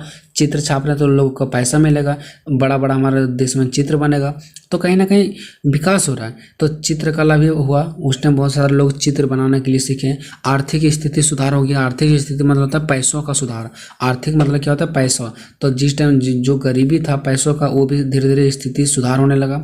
सामाजिक सुधार मतलब जो हमारे समाज में बुराइयां था, समाज के लोगों इधर उधर जो मर्जी से वो कर रहे थे, वो समाज में भी हमारा विकास हुआ। धार्मिक स्थिति का मतलब कि जो हमारा धर्म में गलती था, मतलब कोई हिंदू धर्म से न खड़ा कर रहा है तो कोई मुस्लिम धर्म से न खड़ा कर रहा है, मुस्लिम का हिंदू को मारना चाहता था, हिंदू मुस्लिम को मारना चाहता है, घिरना होता है ना, दुश्मनी, उस टाइप से जो था वो भी सुधार आ गया। फिर राजनीतिक स्थिति, राजनीतिक मतलब होता है जो हमारा राजनीतिक देश में चलता है, तो उस टाइम जो भारत देश में राजनीतिक था ना, बहुत घटिया हो गया था। मतलब हमारे देश का विकास हो ही नहीं रहा था, वहाँ का राजनीतिक व्यवस्था बहुत खराब था। तो ये सभी चीज़ों का विकास हुआ कब, जब गुप्त काल आया, यानी कि गुप्त के लोग जब आए ना, तब हमारे देश का विकास होने लगा। यानी कि आर्थिक स्थिति, पैसों का स्थिति, सामाजिक स्थिति, धर्म का स्थिति और राज्य का स्थिति, राजनीति का स्थिति, ये सब का सब क्या होने लगा, सुधार होने लगा। अब देखिए, इस प्रकार गुप्त काल का जीवन सुख सुविधाओं से भरा हुआ था। इस प्रकार से जितने भी सारे गुप्त लोग आए ना, वो सभी का जीवन कैसा भरा था, सुख सुविधा। कैसे भरा था, क्योंकि उस टाइम कोई चीज़ का कमी नहीं था, तो उन लोग अच्छे से राज भी कर रहे थे और हमारा देश का भी विकास कर रहे थे। दोनों का फायदा, उन लोग भी अपना सुख सुविधा से रह रहे थे और हमारा देश का भी विकास कर रहे थे, है ना। किसी भी प्रकार का कोई कमी नहीं था, ना तो उन लोगों में था, ना हमारे देश में कोई कमी था। हमारा देश का भी विकास हो रहा था, उन लोगों का भी विकास हो रहा था। अतः विद्वानों ने यानी कि लोगों ने, यानी कि मतलब क्या, लोगों ने गुप्त काल को, यानी गुप्त वाले लोगों को भारत इतिहास का स्वर्ण युग कहा। अच्छा, ये कुछ बताओ, स्वर्ण युग कौन कहा, वही लोग का जो गुप्त वाले लोग थे, वही नहीं। गुप्त वाले लोग तो इसका विकास करके मर गए होंगे बेचारा, लेकिन उसके बाद जो नए नए लोग आए ना बाद में, जिसके पास ज्ञान था, उसको बोलते हैं विद्वान। तो विद्वान लोगों ने ही कहा कि भारत का जो इतिहास था ना गुप्त काल के टाइम में, वो भारत एक स्वर्ण युग बन चुका था। ठीक है, तो यही काल को जो गुप्त लोगों ने हमारे देश में शासन किया था, अच्छे से राजपाट चलाया था, उसी को स्वर्ण युग कहा जाता है। अब ये तो एक पेज में हो गया। ठीक है, तो यहाँ तक तो आप लोगों ने शॉर्टकट में समझ लिया कि स्वर्ण युग क्यों कहा गया, क्योंकि हमारे देश में विकास किया गया। गुप्त काल के लोगों ने हमारे देश में विकास किया, इसलिए इसे स्वर्ण युग कहा जाता है। अब देखते हैं इसका मेन रीजन कि क्यों कहा जाता है, एक एक करके पॉइंट बाय पॉइंट। तो स्वर्ण युग कहे जाने का निम्नलिखित कारण है, यानी भारतीयों को, यानी कि गुप्त काल के समय को जो स्वर्ण युग कहा जाता है, इसका निम्नलिखित कारण है, मतलब बहुत सारे कारण हैं। कौन कौन है, तो योग सम्राट मतलब होता है युग। जब हम लोग कोई काम करने योग्य हो जाता है ना, तो उसको योग बोलते हैं। जैसे हमारे देश का विकास कर रहा है कौन सा, मोदी लोग, तो हम बोलेंगे हमारे देश का विकास के योग्य कौन है, मोदी है, दूसरा कोई नहीं है, क्योंकि मोदी ही ऐसा है जो हमारे देश के योग हैं, हमारे देश के लायक हैं। तो योग मतलब होता है लायक। ठीक है, तो लायक सम्राट मतलब क्या हो गया, वही जो शासन करता है ना किसी भी देश में। तो भारत को एक कैसा सम्राट मिल चुका था, योग सम्राट मतलब लायक सम्राट। जैसे हमारे देश को चाहिए था, वैसा ही लायक का सम्राट मिल चुका था, लायक का शासक मिल चुका था, एकदम भारत के जैसा ही, लायक के जैसा मिलना हुआ था। ठीक है, तो देखिए, गुप्त काल में महत्वपूर्ण शासक आए थे, जैसे कि आप सबको पता है कि चंद्रगुप्त आए थे, चंद्रगुप्त प्रथम आए थे, फिर चंद्रगुप्त दूसरा आए थे, फिर समुद्रगुप्त आए थे, ये सब आए हुए थे। ठीक है, तो ये सब जितने शासक थे ना, वो सभी में एक वीरता का परिचय दिया। ठीक है ना, मतलब ये लोगों में वीरता था, और उसके बाद सिर्फ वीरता ही नहीं था, बल्कि यहाँ की सामाजिक, धार्मिक, राजनीतिक, आर्थिक स्थितियों को भी अच्छा किया इसने। गुप्त काल का स्वर्ण काल कहा जाता है इसलिए, है ना। मतलब इन लोगों ने क्या किया, जितने भी सारे सब नेता आप लोगों को दिख रहा है, ये सब है ना, बहुत इन लोगों में वीरता था, इन लोगों में ताकत था, क्षमता था, योग्य था। इन लोगों के पास वो सब चीज़ें कैपेसिटी था विकास करने का। ठीक है, और जब ये लोग आए तो हमारे देश का सामाजिक, आर्थिक, राजनीतिक सब स्थिति क्या होने लगा, अच्छा होने लगा। समाज का स्थिति, फिर देश का स्थिति, पैसों का स्थिति, गरीबी सब खत्म होने लगा। इसलिए इसे क्या कहा जाता है, इस काल को स्वर्ण युग कहा जाता है, स्वर्ण का काल कहा जाता है। दूसरा है विदेशी शासन की समाप्ति। जो हमारे देश में विदेशी लोग आए थे ना, विदेशी मतलब बाहर के लोग आए थे ना, उसको ये लोग क्या कर दिया, हटा दिया, उस पर आक्रमण कर दिया, यानी कि उसमें उन लोगों पर क्या कर दिया, हमला कर दिया, लड़ाई झगड़ा कर लिया और उन लोगों को हटा दिया यहाँ से। ठीक है। तो विदेश मतलब बाहर के जो लोग आए हुए थे ना, उसको समाप्त कर दिया। कहाँ के लोग? गुप्त शासन के लोग जो हमारे भारत में थे। तो गुप्त शासकों ने विदेशी राज्यों पर आक्रमण कर दिया, मतलब लड़ाई कर दिया, तथा उन्हें पराजित कर दिया। पराजित मतलब हरा कर उन्हें अपनी सभ्यता का पहचान करा दी, मतलब उन लोगों को अपना ताकत दिखा दिया कि हमारे सभ्यता का क्या पहचान है। सो उन लोगों को हरा दिया और अपना भैसा दिया जहाँ पे से आए थे, और उन लोगों को अपना सभ्यता का पहचान करवा दिया, मतलब अपना देश का पहचान करवा दिया कि देखो हमारा भारत देश में कितना ताकत है। लेकिन कभी कभी ऐसा भी तो हुआ, क्या भारत वाले सबको हरा दिए होंगे? नहीं, कुछ लोग जीत भी गए थे, भारत ही हार गया था। तो देखो भारत के लोग कितना चालाक थे। भारत के लोग मतलब गुप्त शासन के लोग, कि जो जीत गया था ना उसे अपने देश में शामिल कर लिया, है ना। तो उनकी सत्ता को उखाड़ फेंक दिया। कौन लोग? जो आए थे, जो हार गए उसको तो फेंक दिया से, लेकिन जो जीत गया उस राज्य को भारत में मिला लिया। सोचो, जो जीत गया था ना उसको भारत में मिला लिया। इससे देश में सुख शांति रहा, स्थापना हुआ। इसलिए इस काल को स्वर्ण काल कहा जाता है। कितना दिमाग से काम ले लिए थे देखो। तब भारत का विकास क्यों नहीं होगा उस टाइम, और क्यों नहीं इसको हम स्वर्ण युग बोलेंगे, है ना। चलिए अब चलते हैं नेक्स्ट, राजनीतिक एकता की स्थापना। जो हमारे देश में राजनीतिक था ना, जो राजनीतिक चल रहा था ना, वो एकता था। आप लोग अभी देख रहे होंगे कि कुछ गाँव का राजनीति खराब चलता है, तो कुछ जिला के खराब चलता है, तो कुछ देश में राजनीति खराब चलता है कि सिर्फ हर नेता अपना सुविधा चाहता है, अपना पेट भरता है। तो उस टाइम राजनीतिक में एकता आया था, राजनीति का विकास हुआ था।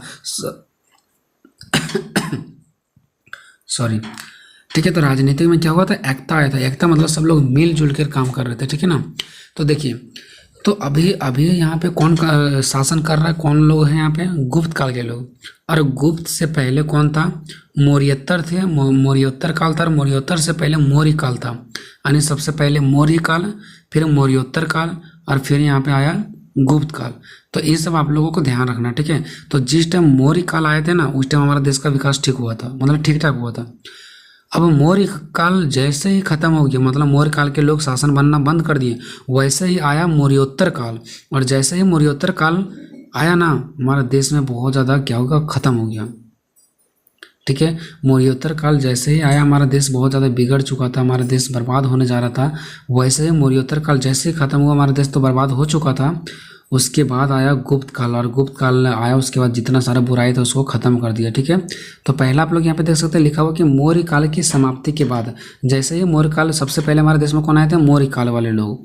तो जैसे ही मौर्य काल के लोग के आए उसके बाद उसका समाप्ति हो गया, तो वहाँ तक तो ठीक ठाक रहा था। लेकिन जैसे ही मौर्योत्तर काल आया, फिर वो हमारा देश बहुत ज़्यादा बिगड़ गया था, ठीक है।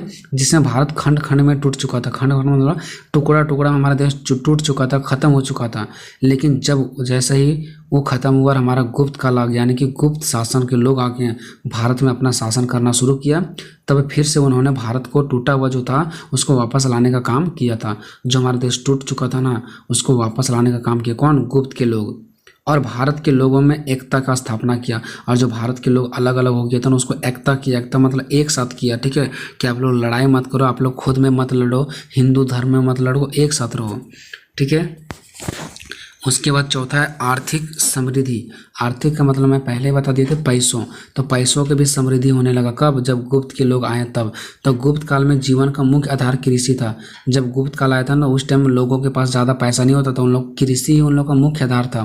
मतलब कृषि मतलब खेत बाड़ी, खेती वगैरह करना था, उसी से पैसा कमाना था, उसी से खाना पीना जीवन पोषण करना था। तो मैंने उन लोगों का जैसा था ना, वो कृषि था, धान था। तो इस काल में कृषि का विकास तेजी से हुआ। जब गुप्त के लोग आए तो देखा कि कृषि यहाँ पे बहुत ज़्यादा इंपॉर्टेंट है, कृषि के बिना कुछ भी नहीं होगा, खेती बाड़ी के बिना। तो उसका बहुत ज़्यादा विकास किया कृषि का, कि कैसे खेती किया जाएगा, कैसे पानी की व्यवस्था, कैसे मशीन की व्यवस्था, ये सब कौन से लोग किए हैं? गुप्त काल के लोग किए, ठीक है। और इसमें व्यापार का भी बढ़ाया गया। व्यापार मतलब क्या? बिजनेस, कि ये सामान को कैसे बेचना है, कितना कीमत में बेचना है, गरीब को, किसानों को उच्च कीमत पर बेचना है, मतलब व्यापार को भी बढ़ाया गया, बिजनेस को भी बढ़ाया गया। तो आप बताओ कि जब इतना कुछ होगा तो क्या आर्थिक का प्रॉब्लम होगा? पैसों का तब प्रॉब्लम नहीं होगा। तो जिसके कारण आर्थिक स्थिति जो खराब हो चुकी थी ना, वह सुधार में आने लगा। इसलिए गुप्त युग को स्वर्ण युग कहा जाता है, बिल्कुल सोने का युग कहा जाता है, ठीक है। अगर आपको समझ आ रहा है तो वीडियो को शेयर करें दोस्तों में जितना हो सके, क्योंकि तभी मैं वीडियो बनाने का मेरे अंदर एक जज्बा जागता है कि हाँ, इतना स्टूडेंट मेरे वीडियो को देख रहा है तो हमें बनाना बहुत ज़रूरी है। ये मैं रात को बना रहा हूँ, ठीक है। और धीरे धीरे वीडियो आते चलेगा, आपको टेंशन नहीं लेना, धीरे धीरे वीडियो आते चलेगा, आपको मैं कंप्लीट करवा दूँगा, ठीक है ना। और चैनल को सब्सक्राइब करके एक अच्छा सा कॉमेंट आपको करना है। उसके बाद देखिए साहित्य के विकास। साहित्य का मतलब होता है कॉपी, किताबें, किताबें जो देखो बहुत सारे क्या होता है, कवि आता है। कवि कैसे आता है? जो बड़े अच्छा पढ़े लिखे रहते हैं वो लेखक बनते हैं, कवि बनते हैं और वो किताब छापते हैं, अपना कहानी लिखते हैं, कविता लिखते हैं। तो इससे हमारे देश का विकास नहीं होता क्या? उसको बच्चे पढ़ते हैं और हमारे देश में पढ़ा लिखा व्यक्ति तभी तो वो कवि बना है ना, तभी तो लेखक बना है ना। तो कहीं ना कहीं हमारे देश में व्यक्ति पढ़े लिखे हैं, तो उस टाइम साहित्य का भी विकास हुआ था। साहित्य मतलब किताबें। अब किताब में बहुत सारा रचना होती है, रचना मतलब बहुत सारा कहानी, कविता छपता है। वो कौन छापता है? कवि छापता है, लेखक छापता है। तो उस सब चीज़ों का भी हमारे पढ़े लिखे लोगों का विकास होने लगा। ठीक है, तो गुप्त काल साहित्य का विकास का काल माना जाता है। साहित्य मतलब रचना, कवि, कविता, कहानी का काल माना जाता है, क्योंकि इस काल में अनेक प्रसिद्ध विद्वान और कवि रहते थे, लेखक रहते थे। तो इससे लेखक कवि तो पढ़े लिखे होंगे, तो हमारे देश का विकास हुआ कि नहीं हुआ। छठा है कला का विकास। कला मतलब होता है कुछ लोग जो अपने हाथों से कुछ बनाने जानते हैं ना, उसका भी विकास हुआ। अब इससे में भी हमारा देश का विकास होता है कि कहीं ना कहीं हमारे लोगों के अंदर ये कला है, ये हमारे नॉलेज है, गुण है, तभी तो ये सब बना पा रहे हैं ना। अब देखो जो लोग मूर्ति बनाते हैं, तो क्या सरस्वती पूजा में मूर्ति में पैसा नहीं कमाते क्या? बिल्कुल कमाते हैं। जो लोग दीवारों पर पेंटिंग करते हैं वो भी उन लोगों के अंदर कला है। तो कहीं ना कहीं कला का भी विकास हुआ। तो गुप्त काल में वस्तु कला आने की, जो वस्तु को बनाने का काम करता था, मूर्ति कला जो मूर्ति को बनाते थे, चित्रकला जो चित्र को छापते थे, आदि का बहुत ज़्यादा विकास हुआ। इसलिए भी इस युग को स्वर्ण युग कहा जाता है, क्योंकि ये लोगों का भी विकास होते चला गया। फिर 7वां नंबर है धार्मिक का विकास। धार्मिक मतलब धर्म का विकास। तो गुप्त काल में काफ़ी जोर से हिंदू धर्म का विकास हुआ। इस काल में सभी धर्म को अपने इच्छा अनुसार किसी भी धर्म को अपना सकते हैं। मतलब मुस्लिम धर्म हो, हिंदू धर्म हो, सिख धर्म हो, कोई भी धर्म हो, कहा गया कि अपने मर्जी से आप लोग जो धर्म अपनाना चाहते हैं वो अपना सकते हैं। हिंदू मुस्लिम अपना सकता है, मुस्लिम धर्म हिंदू को अपना सकता है, कोई दिक्कत नहीं। जो आपको अच्छा लगता है वो अपना सकते हो। देखो कितना अच्छा आज़ादी मिला हुआ इन लोगों को। ठीक है, अब नेक्स्ट देखिए, गुप्त शासन के लोग सिर्फ हिंदू धर्म को बढ़ावा नहीं देते थे कि गुप्त शासन के लोग जो हिंदू के हैं तो सिर्फ हिंदू को ही बढ़ावा देंगे, नहीं, बल्कि इसके अलावा दूसरे भी धर्म को बढ़ावा दिया। जैसे यूनानी धर्म, एक क्वेश्चन है कि यूनानी का विकास कैसे हुआ आगे, देखो अब मैं आपको बताऊंगा। ठीक है, तो यूनानी धर्म का विकास हुआ, कुषाण धर्म का विकास हुआ, ये सब चीज़ों का भी जो दूसरे धर्म थे ना उनका भी विकास हुआ। ऐसा नहीं कि सिर्फ हिंदू धर्म का विकास हुआ। ठीक है, 8वां चलता है वैज्ञानिक विकास। अब उस टाइम देखिए विज्ञानों का भी विकास हुआ, वैज्ञानिक लोगों ने भी कुछ बनाना स्टार्ट कर दिया और हमारे देश का और भी विकास हो गया। तो जैसे आर्यभट्ट जो है ना, ये आर्यभट्ट जो आप लोग जानते होंगे, आर्यभट्ट का नाम, ये भी उसी टाइम आए थे जिस टाइम हमारा गुप्त काल के शासन कर रहे थे ना, उसी टाइम आर्यभट्ट आए हुए थे। जैसे आर्यभट्ट हो गया, बाणभट्ट हो गया, अर्थात ये सब जितने भी सारे वैज्ञानिक थे ना इसी काल के व्यक्ति थे, और यही सब वैज्ञानिक थे जिसने भारत का विकास हुआ। और ये सब कब आए थे? जिस टाइम गुप्त काल के लोग हमारे देश में शासन कर रहे थे, हमारे देश को चला रहे थे, उस टाइम आर्यभट्ट, बाणभट्ट ये सब आए हुए थे। ये सब वैज्ञानिक थे जो हमारे देश को विकास किए। ठीक है, वैज्ञानिक लोग विकास नहीं करता क्या? अब देखिए निष्कर्ष आपको लिखना जरूरी होता है। निष्कर्ष का मतलब होता है आप लोगों ने ऊपर पूरा क्या पढ़ा उसको 4 से 5 लाइन में बताना होता है। ठीक है, तो देखो निष्कर्ष लिख करके मैंने लिखा अतः उपरोक्त। उपरोक्त मतलब ऊपर लिखी गई अनेकों ऐसे कारण देखने को मिला। आप लोगों ने अभी तक कितना कारण देखा? 8 कारण देखा ना। 8 कारण यानी कि अनेकों कारण देखने को मिला, जिससे साफ ये जाहिर होता है ना कि गुप्त काल में अनेकों विकास हुआ था। बिल्कुल हुआ था ना, जिसके कारण इस काल को क्या कहा जाता है? स्वर्ण युग कहा जाता है। क्यों कहा जाता है स्वर्ण युग काल? क्योंकि इस देश में बहुत ज़्यादा विकास हुआ था उस टाइम। गुप्त काल के टाइम में बहुत लोगों ने उन लोगों ने भारत को बहुत ज़्यादा विकास किया था, इसलिए इसे क्या कहा जाता है? स्वर्ण युग काल कहा जाता है। आई होप दोस्तों ये वीडियो आपको बहुत अच्छा लगा होगा। क्वेश्चन नंबर 4, गुप्त साम्राज्य के पतन के कारणों की व्याख्या करें। तो इससे पहले जितने भी सारे इंपॉर्टेंट क्वेश्चन है, सारा इंपॉर्टेंट क्वेश्चन का वीडियो में सही इंपॉर्टेंट क्वेश्चन भी बताऊंगा और इसका सॉल्यूशन भी बताऊंगा, और 100% एग्जाम में वही आएगा। इसके पहले भी आप लोग देख सकते हैं पॉलिटिकल साइंस ऑनर्स का बताया था, वही क्वेश्चन आया था। ठीक है, तो सारा वही क्वेश्चन पूछेगा। बस आपको करना क्या है? मुझे सपोर्ट करना, वीडियो को लाइक करना, दोस्तों में शेयर करना। चैनल पर नए हैं तो चैनल को सब्सक्राइब कर लें, क्योंकि इसी प्रकार का रिलेटेड यहाँ पे वीडियो आते रहता है। सेमेस्टर 1, 2, 3 हर एक वीडियो आता है। ठीक है, गुप्त साम्राज्य के पतन के कारणों की व्याख्या करें। ठीक है, इसका सॉल्यूशन मैं बताऊंगा। किसी प्रकार का कोई दिक्कत है तो डिस्क्रिप्शन में लिंक दिया गया व्हाट्सएप का लिंक, उस पर क्लिक करके व्हाट्सएप पर आप लोग जुड़ सकते हैं। ठीक है, वहाँ से आप लोगों को सारा PDF वगैरह भेज दिया जाता है। ठीक है, चलिए गुप्त साम्राज्य के पतन के कारणों की व्याख्या करें। देखिए एक गुप्त साम्राज्य है कौन? तो गुप्त साम्राज्य पहले के जो आता था, पहले के समय में गुप्त साम्राज्य, चंद्रगुप्त मौर्य, ऐसे ये सब चीज़ें। तो जो गुप्त साम्राज्य था ना उसका पतन बताना। पतन के कारण क्या था? पतन मीन्स होता है नष्ट होना। तो गुप्त लोगों का जो साम्राज्य था, जो लोग साम्राज्य को चला रहे थे, उनका नष्ट होने का कारण बताना कि क्यों नष्ट हो गया। आखिर कुछ तो गलती रहा होगा उन लोगों को, तभी तो नष्ट हो गया। आखिर कोई भी चीज़ नष्ट होता है तो कोई तो गलती रहता है, तभी तो नष्ट होता है ना। तो उनका कारण बताना है। तो चलिए इसका मैंने आंसर इस प्रकार से लिखा है कि गुप्त साम्राज्य के पतन के कारण इस प्रकार है। ठीक है, पहला अयोग्य उत्तराधिकारी। अगर आप लोग इस पॉइंट को नहीं लिख पाते हैं तो डायरेक्ट यहाँ से आप लोग लिख दें। आप लोग पॉइंट नंबर 1 लिखें, और अयोग्य उत्तराधिकारी जो लिखा हुआ है यहाँ पे, अगर इस पॉइंट को आप लोग नहीं लिख पा रहे हैं तो अयोग्य उत्तराधिकारी को आप लोग हटा दें और डायरेक्ट यहाँ से लिखें कि स्कंदगुप्त की मृत्यु, ये हमारा स्कंदगुप्त है, ठीक है, रकंदगुप्त ना पढ़े, स्कंदगुप्त है। तो क्या पढ़ना है आपको कि स्कंदगुप्त की मृत्यु के बाद जितने भी, इससे पहले मैं आप सभी को इतना समझा देना चाहूँगा, अयोग्य उत्तराधिकारी का मीन्स क्या होता है कि जो वहाँ के उत्तराधिकारी थे, गुप्त वाले जितने भी सारे गुप्त साम्राज्य के लोग थे, वो लोग अयोग्य थे, मतलब कोई भी योग्य के लायक नहीं थे, अच्छा नहीं थे, ठीक है। तो स्कंदगुप्त की मृत्यु के बाद जितने भी लोग आए, कोई भी उसमें इतनी क्षमता व शक्ति था नहीं था, योग्यता नहीं था कि वह अपने पूर्वजों से चले आ रहे सिस्टम को संभाल सके, ऐसा काबिलियत किसी में भी नहीं थी। देखिए, नष्ट होने का पहला रीजन ये था कि जैसे ही स्कंदगुप्त की मृत्यु हुआ, उसके बाद जितने भी सारे उत्तराधिकारी लोग आए, जितने भी सम्राट के लोग आए, उनमें किसी में भी इतना क्षमता शक्ति नहीं था कि वह अपने पूर्वजों से चले आ रहे सिस्टम को संभाल सके। इसी के वजह से वो लोग नहीं संभाल पाए, जिसकी वजह से क्या हो गया, जो हमारा ये गुप्त साम्राज्य था उसका नष्ट हो गया। दूसरा रीजन देखते हैं, उत्तराधिकारी का युद्ध, वे लोग अपने आपस में ही क्या कर जाते थे, लड़ाई लड़ जाते थे, जिसके कारण से नष्ट हो गया।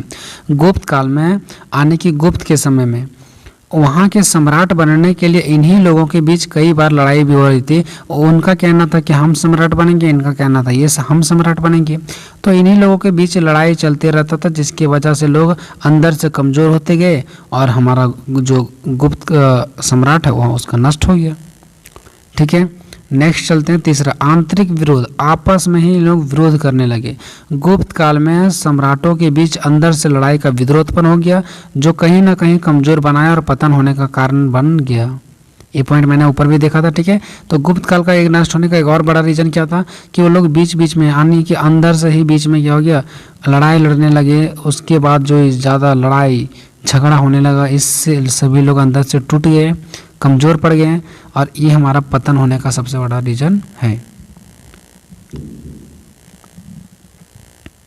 चलते हैं फोर्थ पॉइंट की ओर, साम्राज्य की विशालता, ठीक है। इस साम्राज्य की विशालता क्या है कि वहाँ का साम्राज्य बहुत बड़ा विशाल था, बहुत बड़ा था, जिसकी वजह से चलाने में लोगों को दिक्कत होता था, ठीक है। तो इसका रीजन है कि गुप्त साम्राज्य के पतन का एक और बड़ा कारण है कि साम्राज्य का विशालता होना, क्योंकि इतने बड़े साम्राज्य को पहले तो किसी न किसी कारण चलाते आ रहे थे, लेकिन अब इन सम्राटों में दम घुटने लगे। पहले के सम्राट इनको चलाते हुए आ रहे थे, इतना बड़ा सम्राट को, लेकिन अब के जो सम्राट थे, जो नए लोग सम्राट थे, उनको चलाने की बस की बात नहीं था। इतना बड़ा साम्राज्य, विशाल मीन्स क्या, इतना बड़ा है ना, इतना बड़ा उन लोगों को चलाने की कैपेसिटी नहीं था, जिसकी वजह से क्या हो गया, गुप्त साम्राज्य नष्ट हो गया। पांचवा, विदेश आक्रमण, यानी कि विदेशों से इन लोगों को लड़ाई होने लगा। विदेश मीन्स क्या, हमारे देश से जितने भी सारे देश बाहर का देश है वो सब विदेश देश कहलाएंगे, ठीक है। तो बाहर देशों से इन लोगों के बीच लड़ाई होने लगा।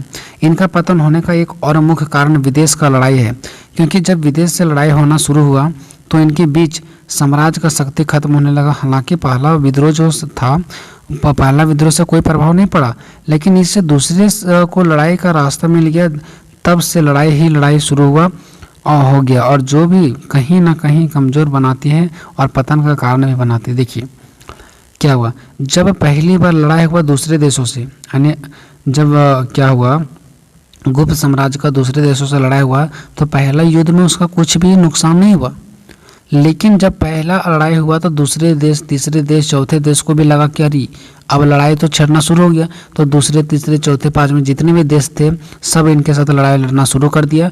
और पहला लड़ाई जो था उस पर ज़्यादा प्रभाव नहीं पड़ा, लेकिन जो उसके बाद दूसरा, तीसरा, चौथा लड़ाई लड़ा, उसमें इन लोगों को ज़्यादा नुकसान का सामना करना पड़ा, ठीक है। तो पहला लड़ाई तो बस उन लोगों को बताया कि हाँ अब लड़ाई शुरू हो गया है।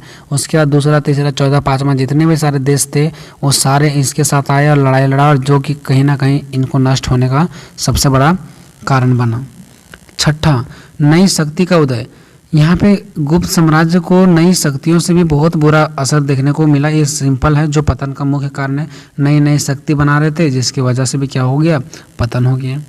सातवां, उत्तराधिकारी के निश्चित नियम का अभाव। देखिए जो जितने भी सारे वहाँ के उत्तराधिकारी थे, जितने भी सारे वहाँ के सम्राट के लोग थे, उन लोगों के बीच में कोई नियम कानून नहीं था, कोई सिस्टम नहीं था, जिसकी वजह से सबसे बड़ा कमजोरी यही था कि गुप्त व्यवस्था में उत्तराधिकारी के नियम सुनिश्चित नहीं किए गए थे। बिना नियम का कुछ भी नहीं चल सकता है, जो पतन का सबसे बड़ा कारण बना, क्योंकि वहाँ के सिस्टम नहीं था कुछ कि कौन लोगों को क्या करना है नहीं करना है, क्या नियम है क्या सिस्टम है, कुछ सिस्टम ही नहीं था, जिसकी वजह से पतन होने का सबसे बड़ा रीज़न होता है। ठीक है, कि कोई भी चीज़ें नियम और कानून के बिना नहीं चल सकते हैं। पॉइंट नंबर 8, प्रशासनिक कमजोरियाँ। देखिए, इनकी प्रशासनिक कमजोरियाँ होने के कारण भी पतन होने का मुख्य कारण माना जाता है। देखिए, जब किसी भी देश के लिए प्रशासन कमज़ोर नहीं रहेगा तो फिर हम लोग आगे और बढ़ ही नहीं सकते, क्योंकि जब प्रशासन ही कमज़ोर हो जाएगा तो फिर आगे हम लोग बढ़ेंगे कैसे, है ना।